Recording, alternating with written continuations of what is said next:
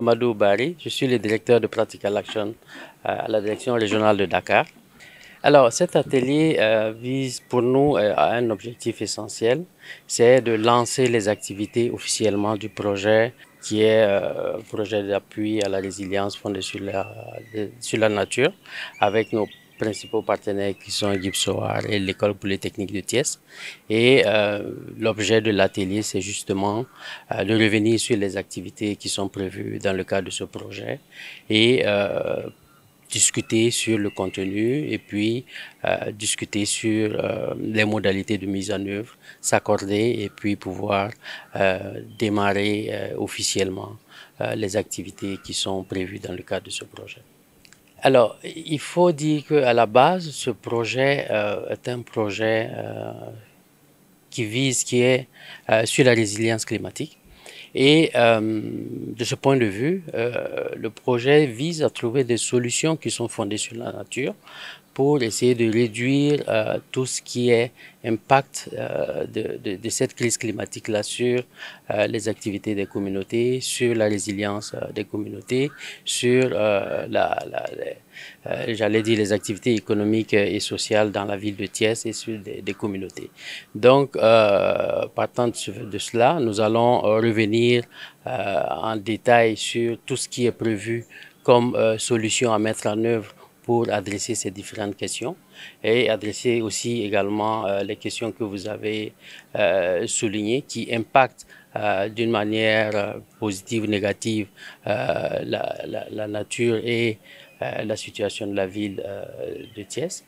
Et donc, ce sont des solutions que nous avons mis en œuvre, mis en place et que nous allons déployer dans le cadre de ce projet. Sur ces solutions, je pense que nos partenaires de Gypsoar et de l'EPT sont peut-être mieux à même de parler de ces questions. Je m'en voudrais, n'étant pas vraiment l'expert sur sa question, de parler beaucoup de ça. Et nous allons aussi tenir compte de ces solutions qui sont proposées, qui seront en discussion dans le cadre de cet atelier. Je vais peut-être leur passer la main. Ils pourront, parce que ce sont des solutions endogènes, ce sont des solutions techniques, scientifiques, qui seront développées, qui sont développées par Gypsoar et l'École polytechnique de Thiès, qui nous permettront de voir comment on pérennise ces solutions au niveau endogène, au niveau des communautés, pour développer leur résilience, renforcer leur résilience. Assalamu alaikum, c'est Madame Julie Sissé. Je suis la directrice exécutive de Gypsoar, qui est membre du consortium qui va dérouler ce projet ici à Thiès. Les populations sont très menacées par rapport à ce projet. Nous, en ce qui nous concerne, Gypsoar, qui nous connaît, c'est un peu ce renforcement du leadership des femmes et des jeunes dans ces questions de résilience face au changement climatique. Et là, nous allons accompagner les communautés dans la capacitation, dans le portage du plaidoyer, parce qu'il y a un plaidoyer à faire. J'étais heureuse de voir le directeur de la commune de Thiès, qui est un jeune expert, qui va beaucoup aider dans ce sens. Mais ce plaidoyer doit aller plus loin, parce que les inondations sont devenues un phénomène effarant à Thiès. Un tel projet devrait apporter sa pierre à l'édifice. Mais l'autre volet de cette résilience, pour nous, Gypsoar, c'est renforcer les capacités socio-économiques des impactés. Parce que quand il y a inondation, les activités sont aux arrêts, une floraison de maladies, tout ce lot de désolation. Pendant ce temps, c'est la femme qui est au cœur de la résilience. Comment la capacité économiquement, comment faire pour qu'elle soit au centre de ces stratégies qui vont être proposées. Maintenant, ce n'est pas des solutions toutes faites qui vont être, ça va être très inclusif. Un dialogue avec ces communautés, mais il y a de l'existant. Par rapport à l'activité économique, nous allons renforcer cette nouvelle forme d'agriculture urbaine pour que les femmes puissent au moins en faire une activité génératrice de revenus. Nous allons accompagner les jeunes par rapport à ces pratiques durables, a installé des pépinières dans ces communautés. Donc, faire de sorte que amoindrir les inondations, certes, mais renforcer les activités économiques qui semblent être au ralenti. Absolument. Je pense que le titre du projet parle d'écosystème et je dis il n'y a pas d'hasard. Nous célébrons aujourd'hui la Journée mondiale de la biodiversité. Vous parliez tantôt du fait qu'on a fini d'agresser cette biodiversité. Mais les conséquences immédiates pour Thiès, c'est ce phénomène d'inondation que les collectivités locales peinent à trouver des solutions. Donc, je pense qu'ensemble, avoir une plateforme dynamique de dialogue, ensemble avec les communautés, trouver des solutions durables, mais peu coûteuses, parce que tout est autour de nous. Et je pense qu'on va y arriver, Inch'Allah. Professeur Ababacar Fall, donc enseignant-chercheur à l'École polytechnique de Thiès. Alors en fait, merci en fait d'avoir fait ce rappel. C'est vrai qu'en fait, nous sommes dans le cadre dans un contexte en fait, de changement climatique. Et qui dit changement climatique en fait parle aussi de ces manifestations que ce soit en fait dans le contexte urbain dans lequel nous sommes actuellement, mais aussi dans le contexte rural. Et voilà. Et par rapport en fait à cela, en fait, le changement en fait se manifeste de plusieurs façons. Donc, Madame Cissé l'a rappelé tout à l'heure, en fait, vous avez en fait du point de vue pluviométrique ce qu'on appelle aujourd'hui les inondations subites, donc les flash floods en anglais, donc qui sont en fait des mécanismes en fait donc de pluies extrêmes qui mettent en mal rapidement en fait tout ce qui est dispositif d'assainissement au niveau des villes. Et donc ça, en fait, ça pose à la fois en fait des problèmes en fait d'évacuation des eaux, mais aussi ça pose des problèmes de sécurité. Récemment, vous avez vu en fait en Espagne, c'est un pays développé, donc à Valence, donc c'est ce genre donc d'inondation a tué beaucoup de personnes parce que ça les a piégés en fait en pleine ville. Et donc nous en fait, nous sommes dans des villes qui sont en forte croissance, qui se développent, qui s'urbanisent. Aussi, c'est des problèmes.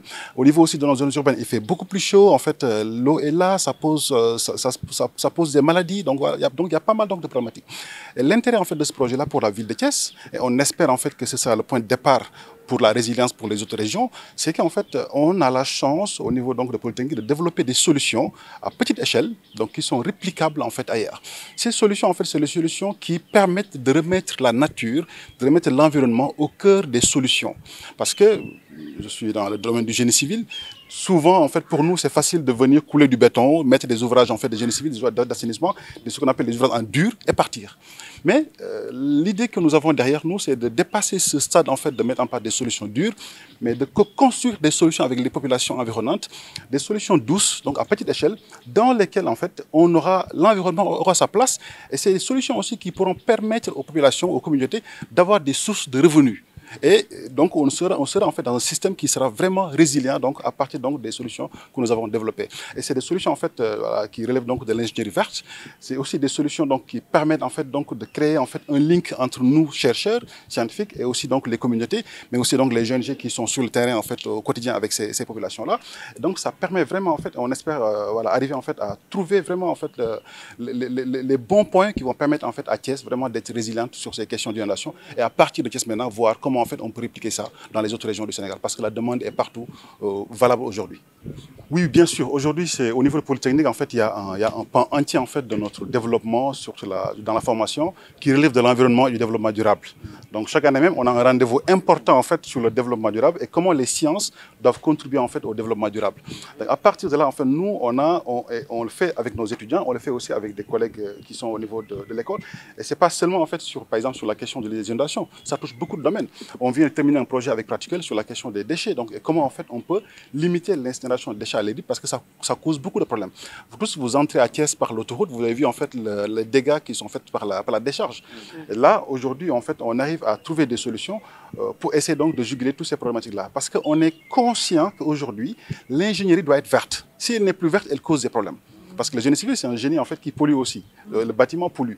Et donc le bâtiment aujourd'hui, en fait, à la fois doit pouvoir remettre l'environnement au cours de son dispositif, à la fois dans le choix des matériaux, parce que le béton, on le sait, c'est un matériau qui n'est pas intelligent, donc qui gêne beaucoup de chaleur.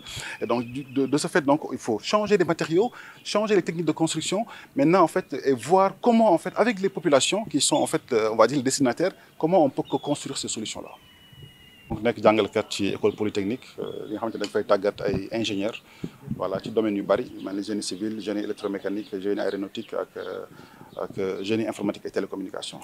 waaw question bi dama ciy sawar parce que tey suñu école polytechnique dañoo manko ngir def ak suñuy partenaire en Practical Action ak GIPSWAR ak toutes les autorités de la ville de Thiès ñu manko tey pour attaquer problème bi nga xamante ni tey mi ngi posé ay dégâts yu bëri ci ville de Thiès muy problème mu changement climatique bi ak ni muy manifesté ak tam yan jeexital la am ci askan bi et bu ci jëlee benn pàcc ci problème yooyu muy côté mbënn bi côté inondation yi di nga xam ni en fait tey am na solution yu bëri yu fi jot a jaar mais ba tey taxul problème bi dem kon dafa jot ñu toog waxtaan suñu biir xool avec population yi xool yan méthode yan jumtukaay lañ mën a teg ba nga xamante ni dinañ mën a faj saafara définitivement donc problème yi nga xamante ni ñi ngi causé ñi ngi dal ak ci askan bi ci ville de Thiès parce que inondation yemul seulement ci ndox mu taa parce que dafay jur day yàq dëkkuwaay day créer ay maladies yu bari donc day yàq tamit environnement bi parce que ndox bi dañ koy utiliser te ndox mi bu fekkee dafa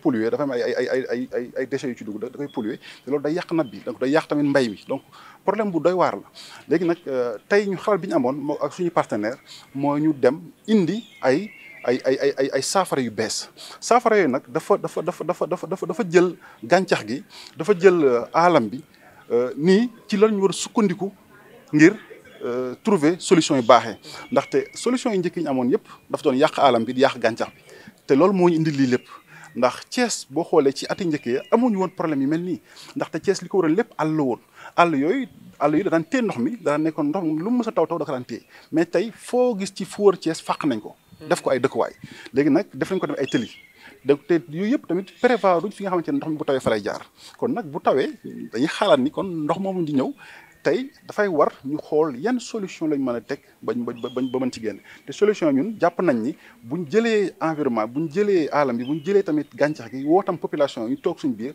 dinañ mën a xool fan la méttee ñu faj ko rapidement ngir Thiès nekk point bi nga xamante ne fa la ñuy commencé pour faj inondation ci Sénégal gépp avec des solutions yoo xamante ne solutions yu simple la solution yoo xamante ni c'est à l'échelle humaine la solution yoo xamante ni environnement lay nekk. jiite kuréel yu ñu naan bay GIPSWAR donc day am mbégte bokk ci consortium bi war a doxal projet bi di wax ne projet bu ñëw ci waxtoom la ku xam Thiès xam ne bu nawet di jege rek fit yëpp ay dem.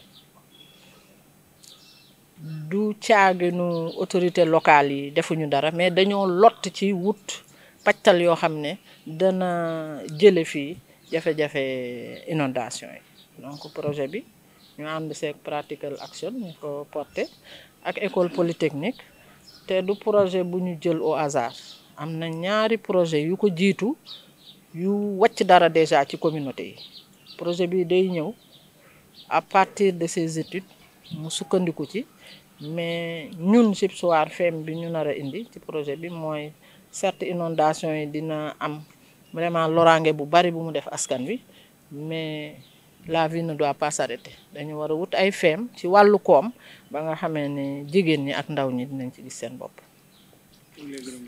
Merci. Géomatériel et sciences d'ingénieur Université Iba Der Thiam de Thiès. C'est juste hier soir que j'ai reçu l'invitation de la part du directeur pour le représenter ici. Et je souhaite qu'on puisse passer un bon mois ensemble pour l'intérêt de la ville de Thiès. Merci. J'avais préparé un petit mot, mais je crois que je vais raccourcir le mot parce qu'on est déjà en retard et puis essayer de faire avancer rapidement pour qu'on puisse démarrer les travaux de l'atelier. Ce que je veux peut-être souligner, c'est de dire que notre organisation a entrepris également de réviser sa stratégie d'intervention pour la mettre un peu en cohérence avec la vision qu'on a à l'horizon 2030 et aussi pour tenir compte de l'évolution du contexte international du secteur de l'aide au développement. Et pour tenir compte de ce contexte, on peut souligner la croissance des conflits à travers le monde. On peut souligner aussi les crises climatiques qui continuent de se développer à travers les pays et qui impactent beaucoup les pays les plus pauvres et les personnes les plus vulnérables. L'arrêt des activités des principaux bailleurs de fonds, notamment l'USAID, qui impacte fortement le secteur de l'aide au développement. et la prise en compte je dirais, des acteurs locaux et des acteurs des solutions endogènes dans l'évolution de rôle sur l'aide au développement. Donc nous sommes dans une ère de perturbation actuellement par rapport à ce qu'on a connu par avant en termes d'aide au développement, et on doit tous les jours innover davantage, mettre en œuvre des pratiques et des solutions, je dirais, innovantes pour nous permettre de continuer à supporter les populations que nous accompagnons dans l'aide au développement.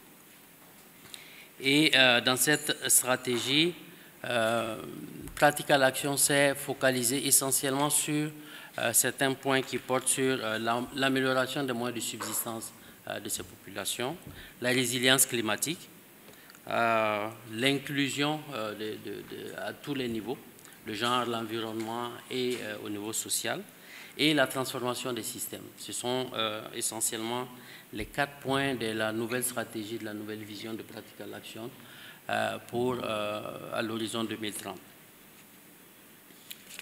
Ce que je peux souligner aussi, que c'est par rapport à justement cette nouvelle stratégie, cette nouvelle vision, c'est de dire que ce nouveau projet est un projet qui a un enjeu très important pour Pratical Action et pour les différents membres du consortium, parce qu'il est en avant-garde un peu de tout ce qu'on a comme stratégie et tous les points de vision qu'on a établis. Donc les résultats de ce projet seront fortement capitalisés et serviront de base pour poser les jalons de cette nouvelle vision et de cette nouvelle stratégie. Donc pour nous, ce partenariat avec la commune de Thiès, GIPSOA, EPT et toutes les communautés partenaires pour la mise en œuvre de ce projet sont essentiels et seront, je dirais, le socle de lancement et de l'adaptation de la vision de Pratical Action dans son intervention ici au Sénégal avec les différents partenaires autour de la table. Donc je saisis cette opportunité pour leur dire un grand merci pour leur engagement qui est sans faille. Depuis la conception de ce projet jusqu'à sa mise en œuvre, nous comptons beaucoup sur leur expertise, leur expérience. Nous allons exécuter le projet ensemble pour le bien de ces communautés que nous accompagnons. Pour notre part, en tout cas, nous ne ménagerons aucun effort pour que ce projet soit un succès, pour que nous puissions à la fin avoir des résultats éclatants et impactants pour les communautés qu'on accompagne. Et je voudrais aussi saisir l'occasion pour faire une mention spéciale à notre collègue Alioune Diaye qui est là aujourd'hui. Il était à l'initiative et à la base, je dirais, un peu de ce projet. Et malgré le fait qu'il nous quitte vers d'autres horizons professionnels, il a tenu à être là pour nous accompagner. Un banc pour lui. Merci Alioune pour ton temps et ton engagement. C'est très apprécié. Pour finir, je voudrais dire encore merci à tous les partenaires qui sont là aujourd'hui et merci pour votre engagement et votre présence. On est ensemble, comme on dit, et vos victoires seront les nôtres. Et je pense que nous réussirons ensemble pour le bien de ces communautés. Que cet atelier soit un réel succès et qu'on puisse en sortir tous grandis. Merci. Aujourd'hui, presque 4 ans. Donc, elle a travaillé avec Pratical dans le projet de gestion des déchets. Aujourd'hui, c'est une autre thématique aussi intéressante que l'approche basée sur les écosystèmes pour faire face aux risques auxquels la ville de Thiès est confrontée. Donc, pour l'école politique, c'est à la fois un plaisir, parce que Pratical sert de tremplin pour un service à la communauté. Nous tenons véritablement à tout ce qui est service à la communauté. Nous nous engageons effectivement aussi aux côtés des populations. Donc, si l'école politique trouve une opportunité qu'offre le projet, ce serait vraiment utile de l'accompagner. C'est dans ce sens que nous sommes là et que nous accompagnons aussi.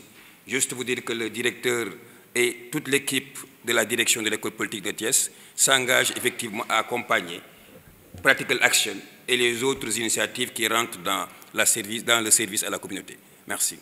Mais qui connaît GIPSOAR connaît dans ce combat de promotion du leadership des femmes, dans ces questions de résilience face au changement climatique, mais dans ces questions aussi de capacitation des communautés, parce que c'est les plus impactés. Et dans ces communautés, c'est évidemment les femmes et les personnes âgées, mais les jeunes, les enfants, qui sont les plus touchés. Et je pense que nous nous souvenons toutes et tous de ce qui s'est passé à Matam l'année dernière. On a beaucoup souffert.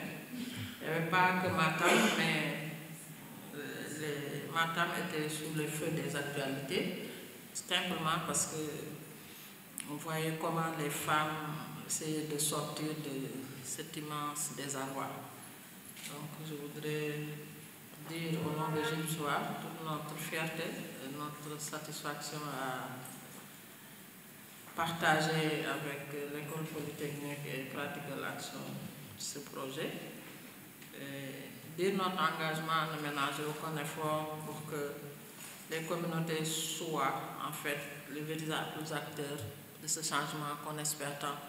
Parce que l'hivernage approche et je pense que le projet sera aux côtés des cibles pour montrer que si on se prépare tôt, si on renforce les capacités des communautés, on peut avoir une résilience pour moins subir tous ces dégâts liés à ces phénomènes d'inondation et autres. Et nous avons choisi, sans le savoir, la date du 22 mai pour lancer le projet. Mais je voudrais profiter de cette occasion pour que nous célébrions la Journée mondiale de la biodiversité, qui est le 22 mai 2025.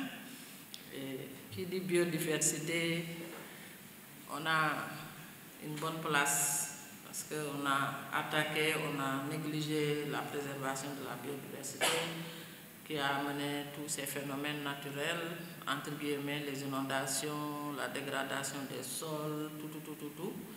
Et pour couronner le tout avec les changements climatiques, un tel projet est très attendu, mais doit être une réponse concrète avec des actions concrètes qui puissent montrer que nous avons des solutions locales simples, basées sur la nature, qui peuvent soulager les populations.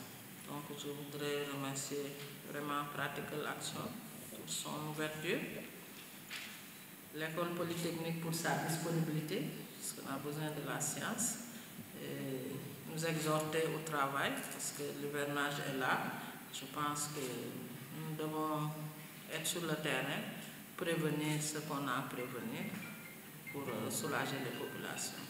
Chers invités, à vos rangs, grades et titres, moi je me nomme Adja Rokhaya Sambou, je suis la chef de service départemental de la famille de Thiès.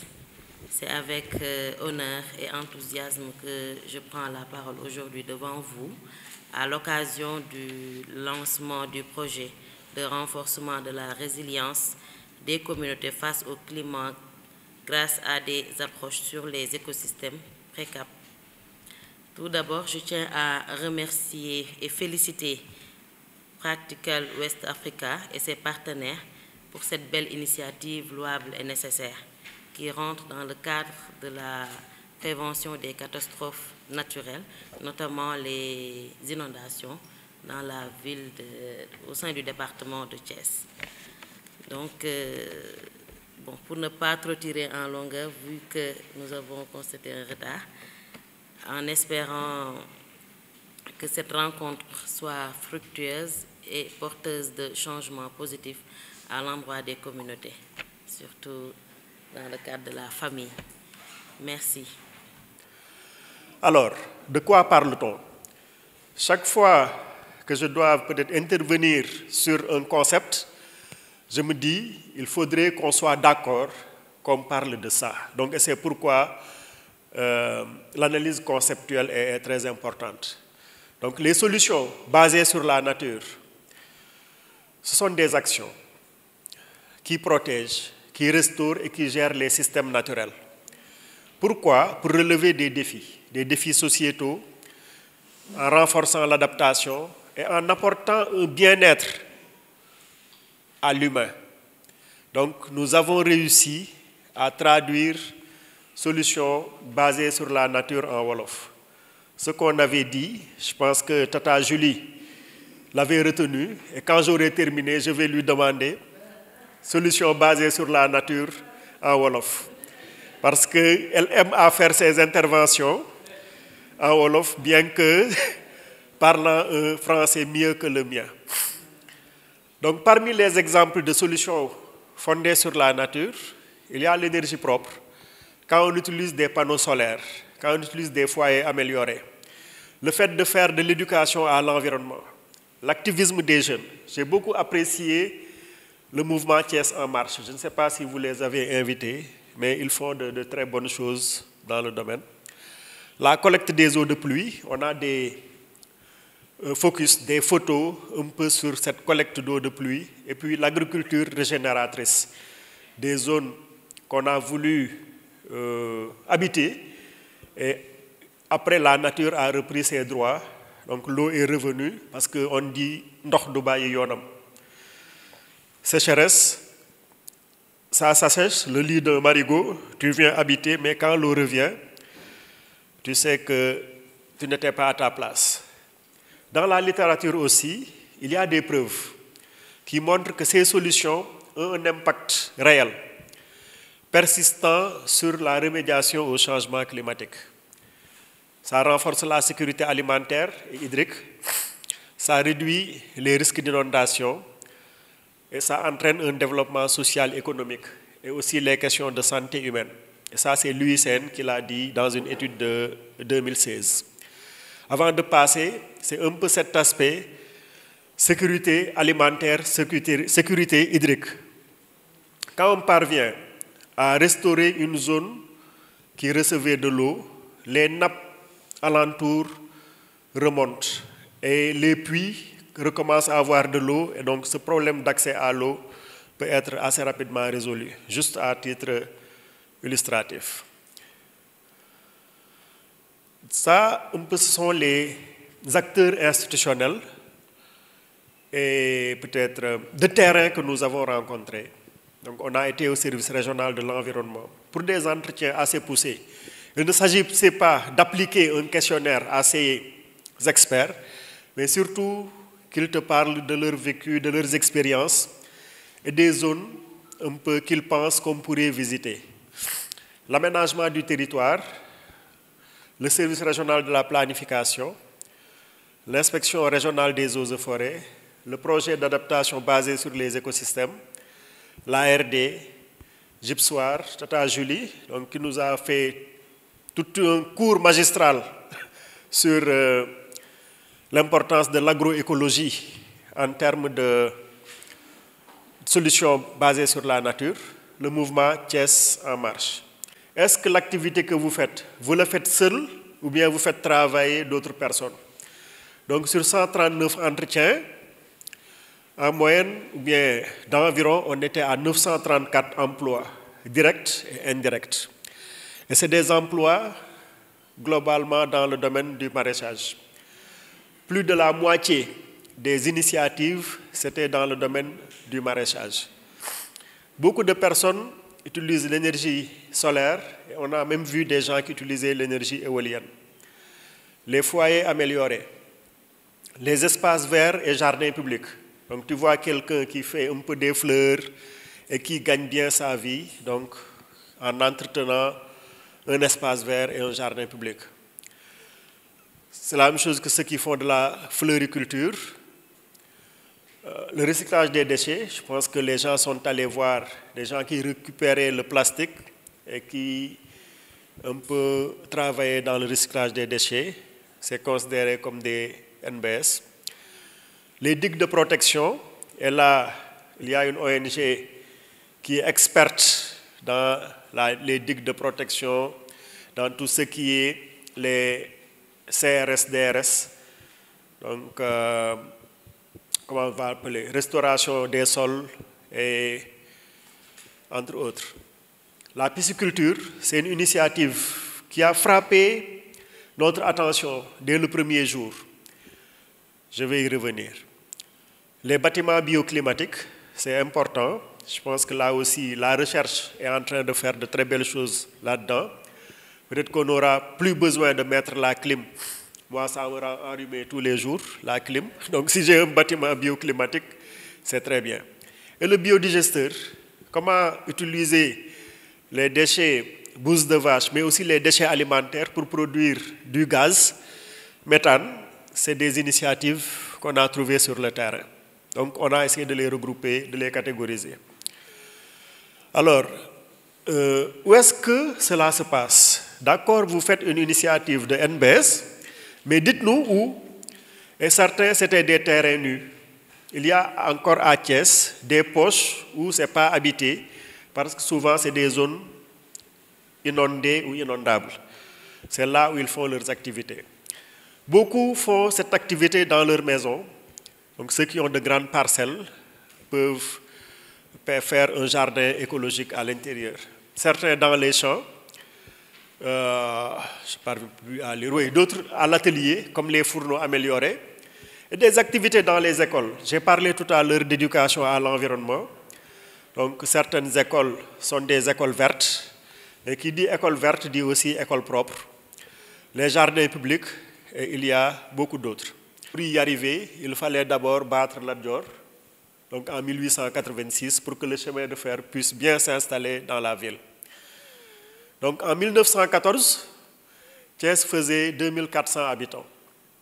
Ça là, c'est moins que mon village. 1929, 13 000 habitants. Et ce qui est intéressant, c'est que lorsqu'on arrive en 2010, pratiquement 100 ans après, la ville est à environ 300 000 habitants. Et aujourd'hui, je pense que ça dépasse 500 000 habitants. Donc c'est une ville à forte croissance, comme la plupart des grandes villes africaines. Et l'organisation territoriale le montre à souhait. C'est pratiquement l'une des rares régions où on peut trouver la ville, les communes et ensuite le département, tous dans un même territoire. Parce que c'est une très grande ville. Maintenant, à partir des années 70, la ville donc la ville a connu une croissance très rapide. Parce qu'avec les sécheresses, tous nos cousins paysans qui ne parviennent plus à cultiver sont venus en ville. Certains pour travailler au niveau des chemins de fer, d'autres pour travailler au niveau de certaines usines, entre autres qui existaient, comme là où nous sommes aujourd'hui, les grandes manufactures.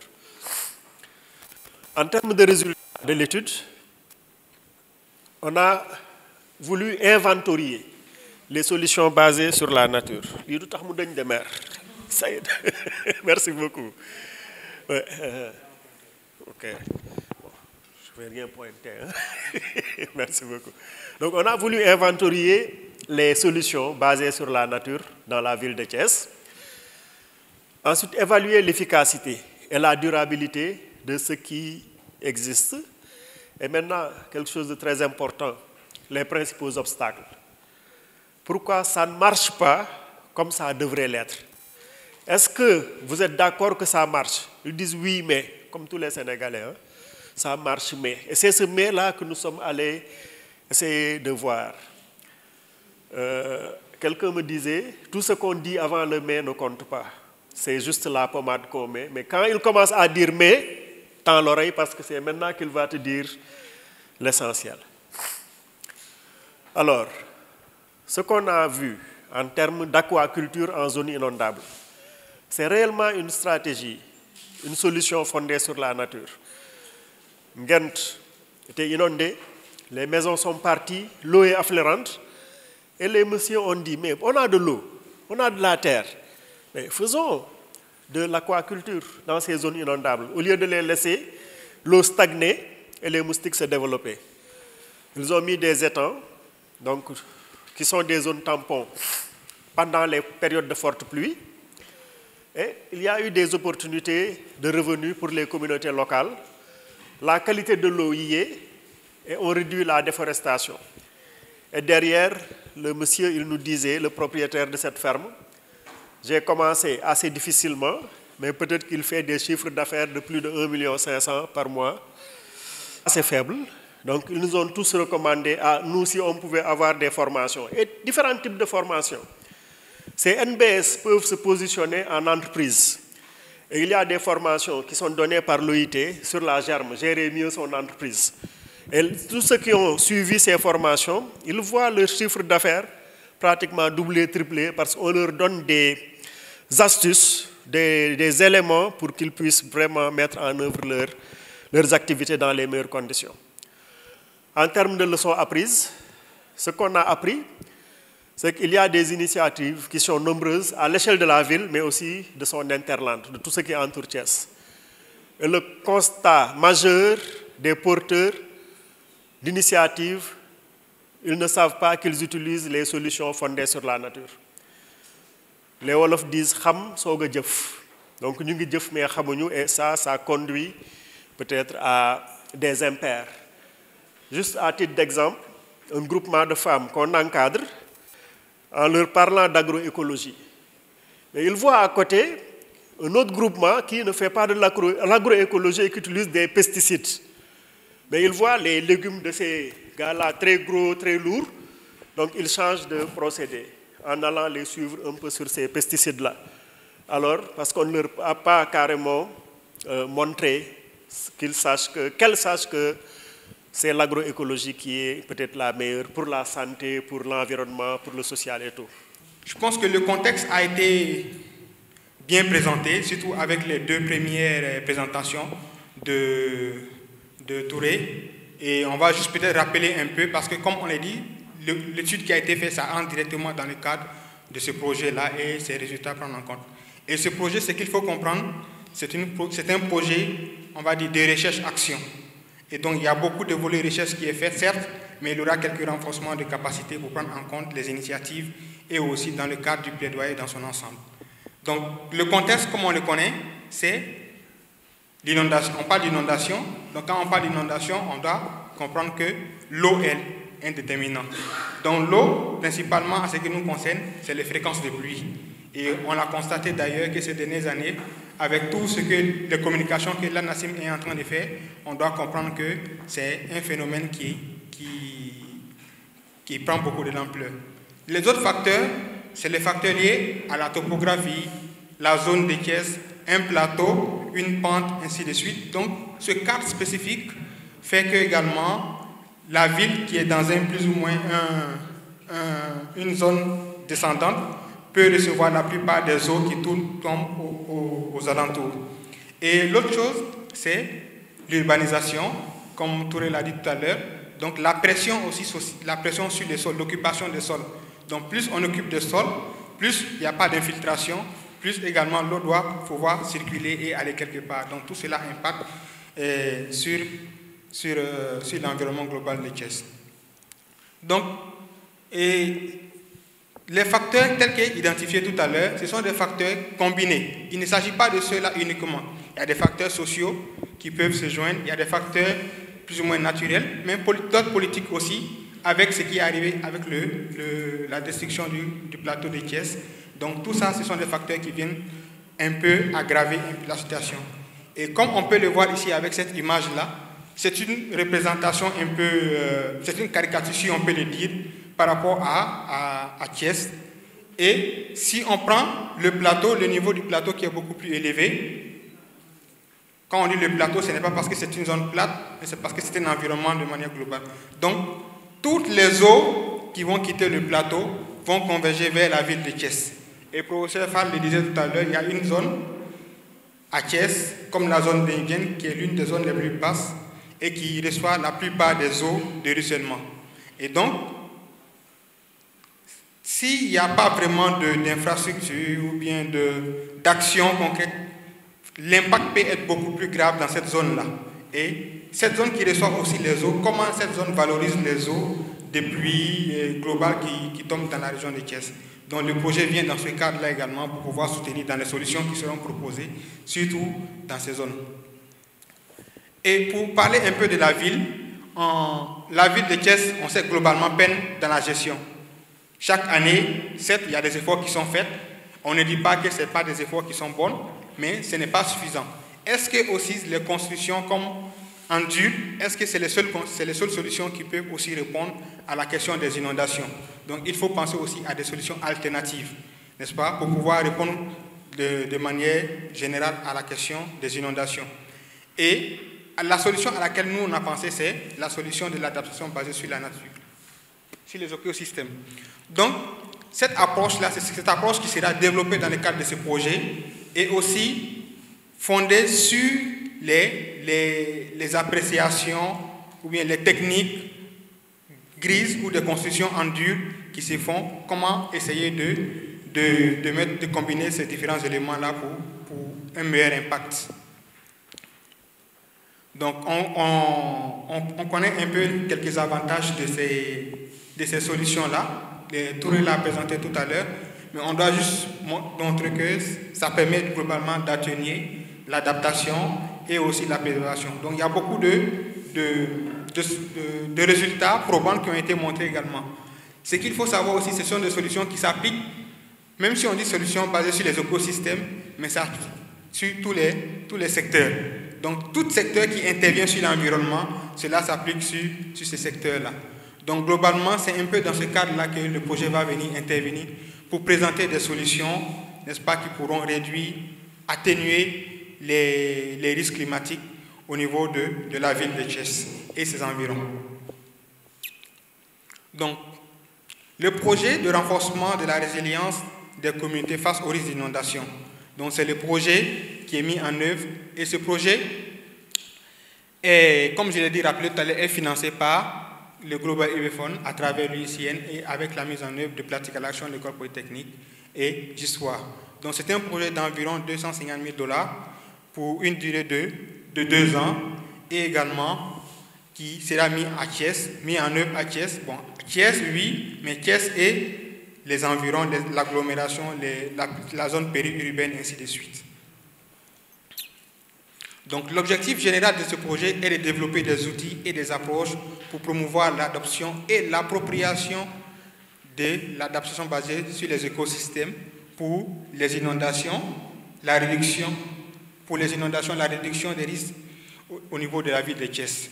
Donc, le projet dans son ensemble est une initiative, n'est-ce pas, qui est mise en œuvre, comme je l'ai pas pratiqué, et intègre les principes de l'adaptation basée sur les écosystèmes dans la gestion des inondations, en mettant l'accent sur des approches durables, résilientes et qui tirent parti des services des écosystèmes locaux.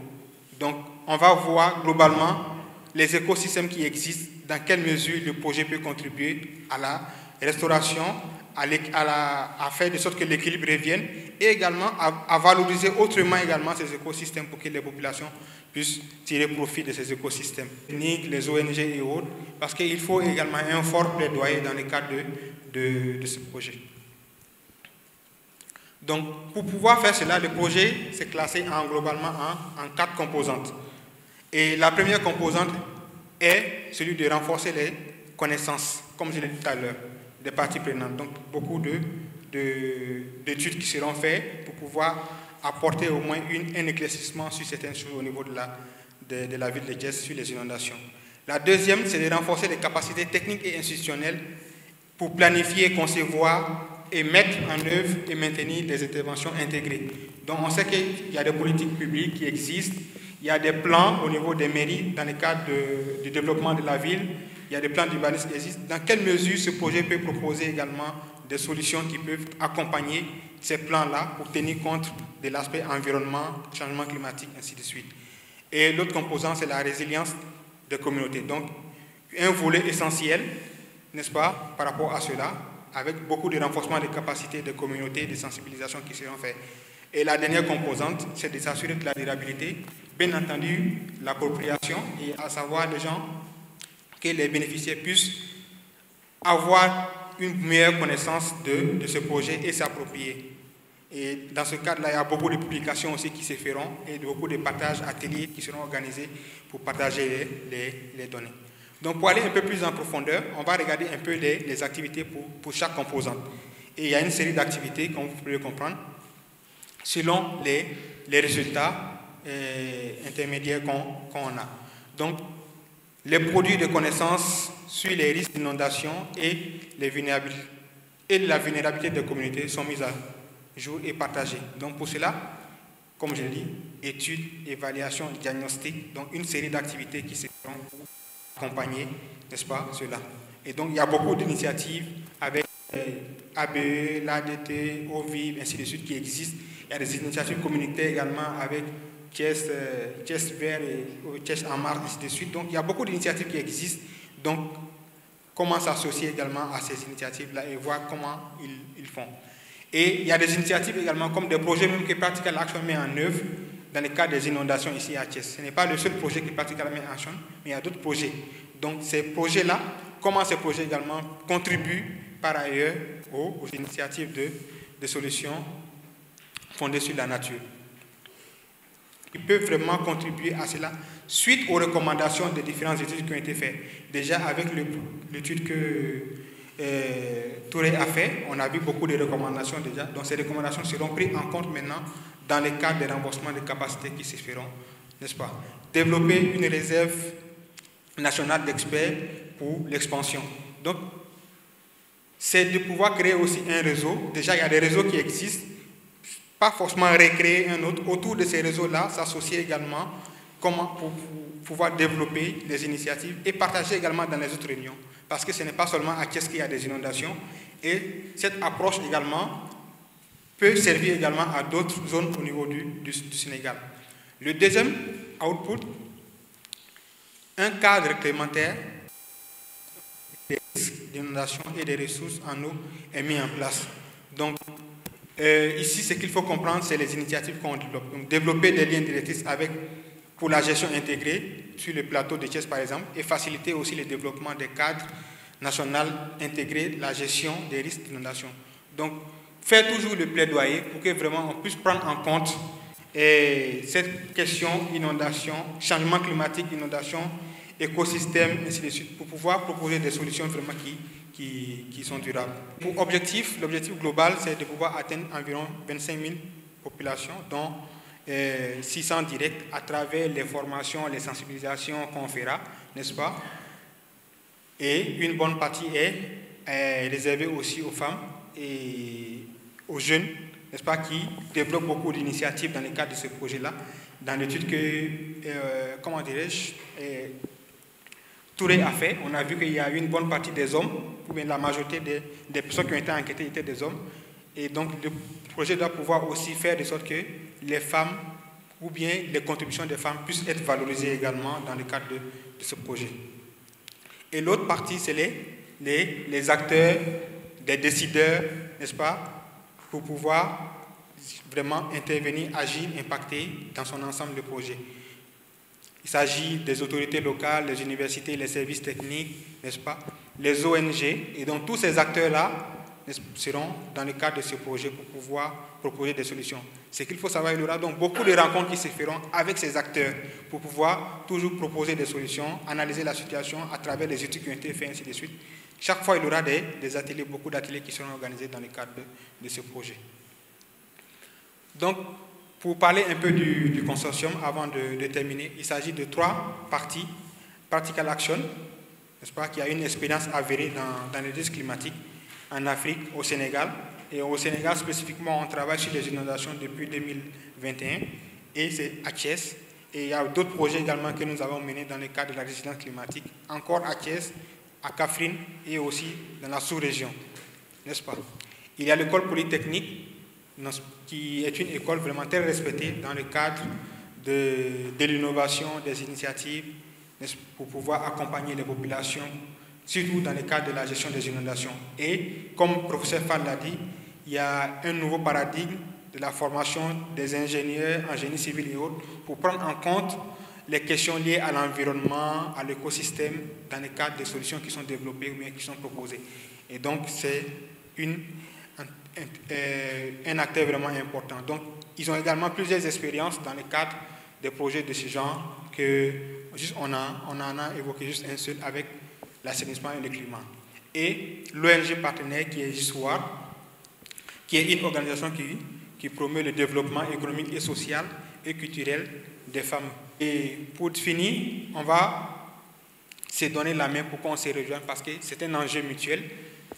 Le climat, ce n'est pas peut-être à la porte individuelle, c'est une porte d'ensemble. Et quelqu'un disait que l'adaptation au changement climatique est l'un des plus grands défis auxquels l'humanité sera confrontée au cours du siècle prochain. Cette citation, bon, je n'ai pas mis, c'est une citation qui a été faite dans le cadre d'une étude qui a été réalisée dans ce siècle. Et on parle du siècle prochain. J'ai juste barré le prochain et mettre actuel parce que c'est un enjeu. On le voit en ce moment, on le sent en ce moment et les impacts sont là. Et donc, on demande également à ceux qui sont présents ici de nous accompagner dans le cadre de la mise en œuvre de ce projet-là pour pouvoir faire encore plus d'impact. Nous la voyons comme une opportunité. Le fait qu'en fait, c'est malheureux de le constater que dans l'urbanisation sénégalaise, si on retrace le profil historique, les zones humides n'ont jamais eu une bonne publicité pour les urbanistes. Parce qu'on les a toujours vus comme des problèmes, comme des points noirs en fait, qui permettent, qui génèrent en fait des maladies comme le paludisme ou d'autres types de nuisances. Mais aujourd'hui, en fait, on s'est rendu compte que l'eau, en fait, dans la vie, donc c'est une opportunité. Et quand c'est un problème, c'est parce qu'on ne sait pas quoi en faire.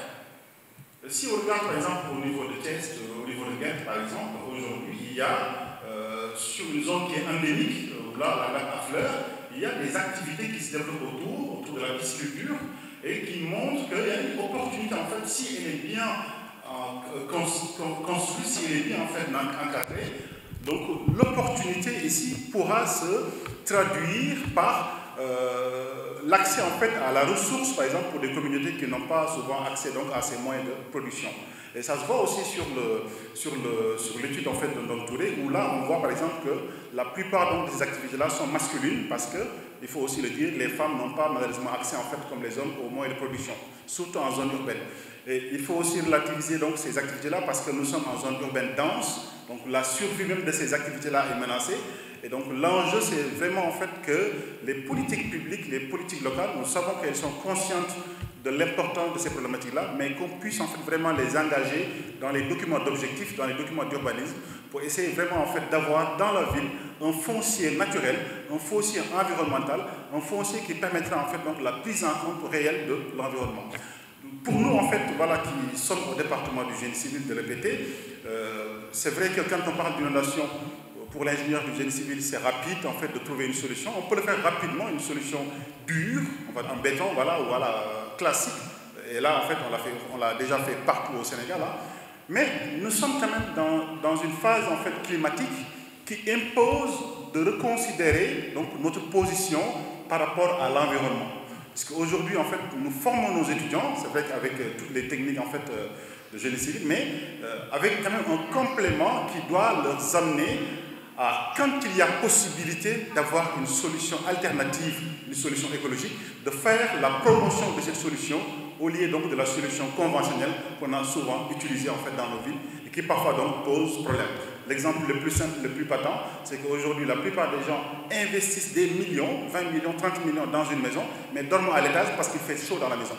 Donc là, il y a donc pas mal d'erreurs à ce niveau-là. Et donc, nous sommes donc dans une phase où on amène donc nos produits, où on amène donc des solutions qui nous permettent donc de construire avec la nature. De construire avec, en imitant par exemple la nature, ce qu'on appelle donc le biomimétisme, qui sont donc des technologies permettant vraiment en fait de reproduire donc des configurations naturelles et limiter donc l'impact donc de l'homme sur la nature, l'impact donc de notre activité en fait donc au niveau donc de ces espaces urbains là. Et il y a des études, il y a beaucoup de résultats qu'on a eu qui montrent que le maintien par exemple dans certains niveaux de biodiversité, le maintien par exemple de jardins publics, on sait que dans nos villes malheureusement il n'y a plus de jardins publics, les gens n'ont plus en fait d'espace pour se poser, pour se récréer, et c'est dommage. Ces jardins publics là en fait agissent comme des lieux en fait qui permettent de réguler en fait le microclimat urbain. Donc c'est aussi des espaces d'infiltration d'eau. Donc l'espace n'est pas imperméable, donc il y a pas mal donc, de possibilités donc, que ces espaces-là pourront jouer comme service rendu donc, aux communautés donc, à travers donc, la manifestation de la nature. Donc là aussi, c'est des éléments en fait, sur lesquels nous sommes en train de travailler et nous espérons que dans le cadre de ce projet-là, donc avec nos différents partenaires, donc, on arrivera en fait à pouvoir mettre en œuvre des solutions qui permettront donc de pouvoir répondre en fait à la problématique actuelle, mais aussi des solutions qu'on pourrait donc répliquer dans d'autres espaces du Sénégal.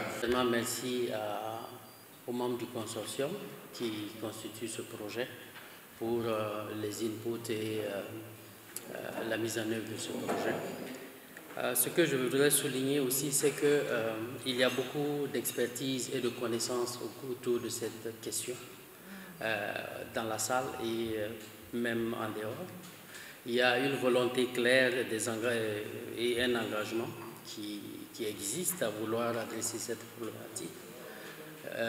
Et c'est bien palpable dans toutes les discussions qu'on a eues ce matin et tout à l'heure. Practical Action, à l'image des autres ONG, est également engagée avec son approche spécifique qu'on a pu voir à travers les différents projets, en impliquant plus des solutions endogènes, comme Touré l'a souligné tout à l'heure.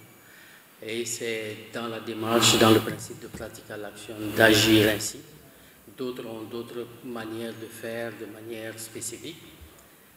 Peut-être ce que je voudrais aussi souligner pour rebondir et puis appuyer ce que Tata Julie a dit tantôt, c'est peut-être la nécessité qu'il y ait un cadre de concertation sur cette thématique-là et qu'il y ait autour de dans ce cadre une synergie, une coordination des actions qui puissent se mettre en place sous le leadership notamment de la commune, des élus qui représentent la population de Thiès, avec un plan clair de ce qui va être fait et avec une coordination qui pourrait être menée autour des différentes actions.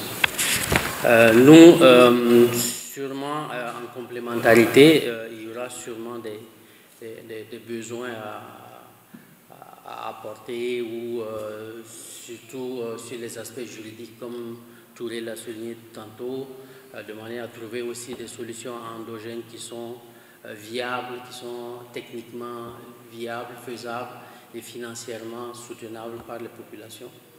Donc, je pense que le travail dans le cadre de ce projet reste encore, il y a beaucoup de choses à faire et comme on dit, on est ensemble, on va continuer à élaborer là-dessus pour apporter des solutions qu'il faut et puis continuer à être impactant pour le besoin de nos populations.